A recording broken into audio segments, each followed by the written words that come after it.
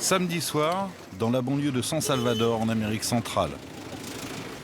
Des policiers contrôlent les minibus qui descendent vers le centre-ville. Fouille systématique pour tous les passagers. Main sur la tête, messieurs. Main sur la tête et on écarte les jambes. Allez, on écarte les jambes. Les policiers demandent aux jeunes d'enlever leur t-shirt ou leur chemise.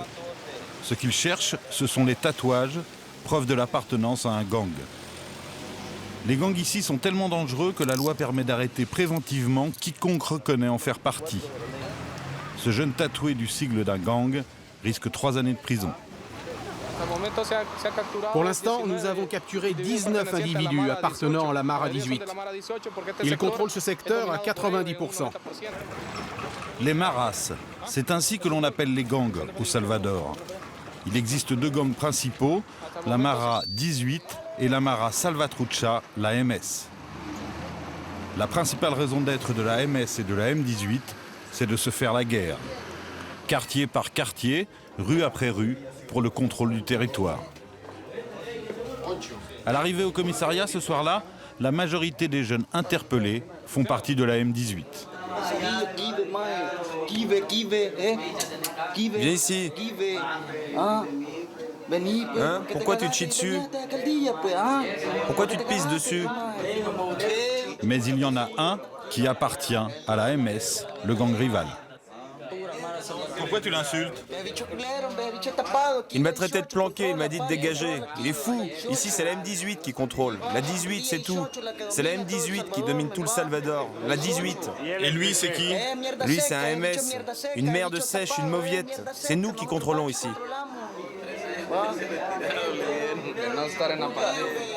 T'es venu avec tes copains flics et moi je suis tout seul. Fils de pute, pourquoi tu te planques? C'est l'un des membres de ce gang, la M18, qui aurait assassiné le réalisateur français Christian Poveda il y a 4 jours. Et ils se tuent entre eux? Ils se tuent, oui. Pour le simple fait d'appartenir à l'autre gang. Ils se croisent dans la rue, ils se jettent des pierres ou ils se donnent des coups de couteau. Ils se tirent dessus sans prononcer une seule parole.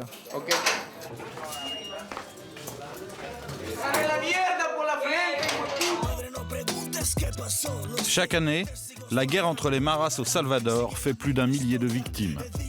50% des homicides du pays. Cette violence fratricide est née dans les années 80 aux États-Unis. Suivant l'exemple des Noirs américains, les immigrés latinos de Los Angeles se sont constitués en gangs. 2 gangs rivaux chez les Salvadoriens, la M18, 18 comme la 18e rue, et la MS, la Mara Salvatrucha. Même rituel obligé dans les 2 bandes, se faire tatouer les initiales du gang sur le corps. La police californienne a vite expulsé ces immigrés encombrants. Et la vendetta urbaine entre les 2 gangs s'est exportée au Salvador. Aujourd'hui, il serait environ 25 000 jeunes membres des Maras dans le pays. 15 000 dehors, 10 000 dans les prisons. Aida Luz Santos est juge des mineurs. Comme chaque semaine, elle visite la prison d'Ilabasco, où 250 membres des gangs sont incarcérés. Je vais vous expliquer. Ici, ce sont les jeunes qui sont là pour 30 jours maximum, en attendant leur procès. Bonjour. Éteins ta cigarette. Comment allez-vous? Vous êtes combien ici? 13. Pour quel délit es-tu là? Homicide. Homicide? La majorité, c'est pour homicide ou vol? Homicide. Toi aussi. Toi? Pour vol. Pour drogue? Blessure? Drogue? Et toi? Pour viol? Eh bien, c'est la crème de la crème. Vivre pour tuer, tuer pour vivre. Même si les Maras se livrent au trafic de drogue, ce n'est pas la principale raison de leur guerre. Ces mutants couverts de tatouages n'ont qu'un but, défendre la tribu. Une haine gratuite, primaire, quasi mystique. Nous sommes la Mara Salvatrucha et nous voulons régner sur le monde entier. Ainsi soit-il. Pour inciter les membres des gangs à changer de voie, la juge Aida Luz les pousse à reprendre l'école en prison. S'ils se révèlent bons élèves, elle accordera un droit de visite à la famille, voire une permission de sortie. Osvaldo le Tatoué, condamné à 14 ans de prison pour un double meurtre, a ainsi pu revoir sa fiancée au parloir. Alors, tu es content? Bien. Si tu veux que ça recommence, tu connais les conditions, n'est-ce pas? Si tu ne remplis pas les conditions, qu'est-ce qui se passe? Vous m'enlevez les visites. Je t'enlève les visites. Quand est ta prochaine audience au tribunal? 2 mois. 2 mois. Dans 2 mois, on fait le point. C'est bien. Pour Osvaldo le Tatoué, les chances de réinsertion future sont bien minces. Mais la juge idéaliste s'obstine. Selon elle, ce n'est pas en les entassant dans les prisons qu'on réglera le problème de ces enfants perdus du Salvador. À chaque fois qu'un jeune membre d'un gang, souvent une fille, est prête à se repentir, Aida Luz fait le maximum. Exemple avec Clara, 17 ans.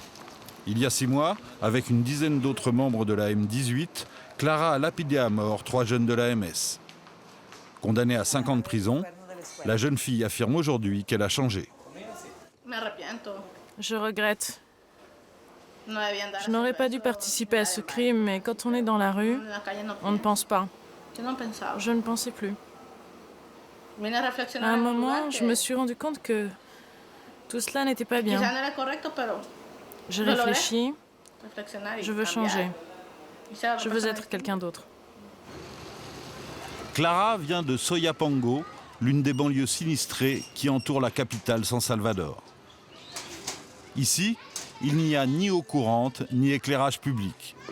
Juste le chômage, la pauvreté, la violence.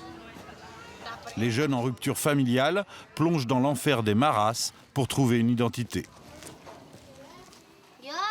Quand elle ne traînait pas avec son gang, Clara vivait ici, chez sa mère Ana Francisca. Ana Francisca élève seule ses 5 enfants. Chaque jour de la semaine, elle travaille sur un marché du centre-ville pour gagner à peine 150 € par mois.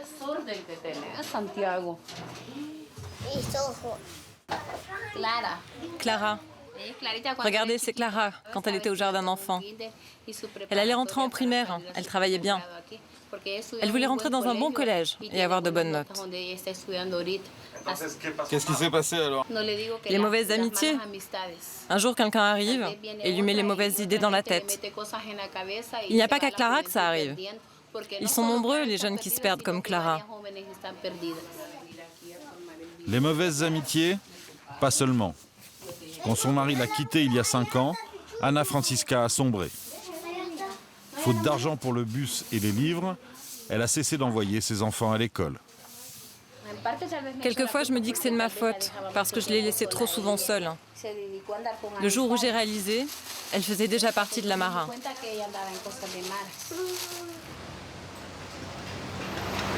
La juge Aida Luz a convoqué Ana Francisca au palais de justice. La mère de Clara ne lui a jamais rendu visite en prison. Or, la juge sait que pour se reconstruire, Clara a avant tout besoin d'une mère. Entrée d'Ana Francisca.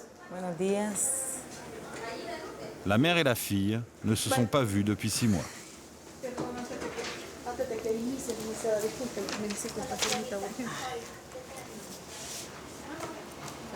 T'es venue avec qui? Avec ta petite sœur.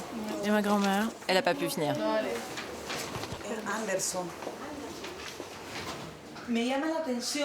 Bien, je me dois de constater que vous, madame, vous continuez à refuser de rendre visite à votre fille. Vous pouvez me dire pourquoi? Je pensais aller la voir cette semaine. Mon problème, c'est que je dois tenir mon stand sur le marché Saint-Miguel, tous les jours, de 6h à midi. Et si je ne travaille pas, je ne gagne pas assez pour vivre. Mais vous m'avez dit exactement la même chose il y a 3 mois. Maman, elle s'occupe de rien. Souvent, je lui ai confié des choses précieuses, elle laissait mes frères les casser. Ma mère, elle n'est pas comme les autres mères, et on ne peut pas lui faire confiance. Avec votre attitude, je peux parfaitement alerter un juge des affaires familiales pour abandon de votre enfant, toujours mineur. Et souvenez-vous que votre fille va sortir de prison un jour. À qui je vais la confier? À vous qui lui refusez votre aide depuis si longtemps? Ou alors je la remets dans la rue? C'est quand même incroyable que vous, sa mère, vous ne m'aidiez pas à soutenir Clara.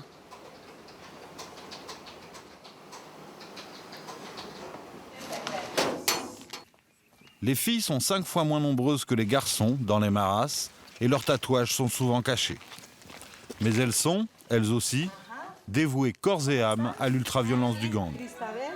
Elle, c'est Christabel, l'une des complices de Clara dans le triple meurtre collectif.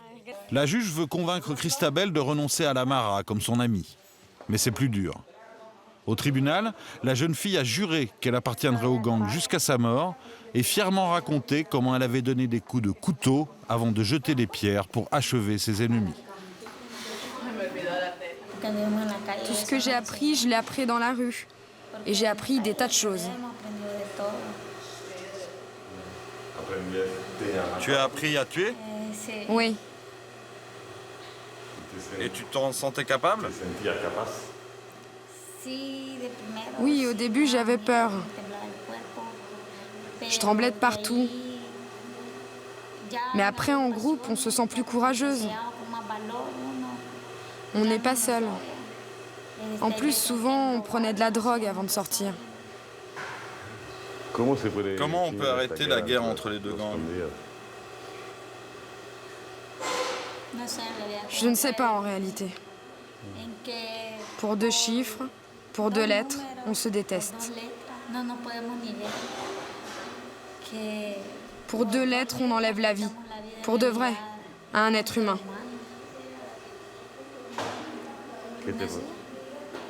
Aujourd'hui, je suis ici et souvent je me dis, mais qu'est-ce qu'on est capable de faire dans la rue pour simplement 2 lettres? Sur les 24 détenus de la prison, seules 3 filles, dont Clara, ont décidé de rompre avec le gang et de se réinsérer. 1 sur 8. Chez les garçons, le pourcentage est encore plus faible.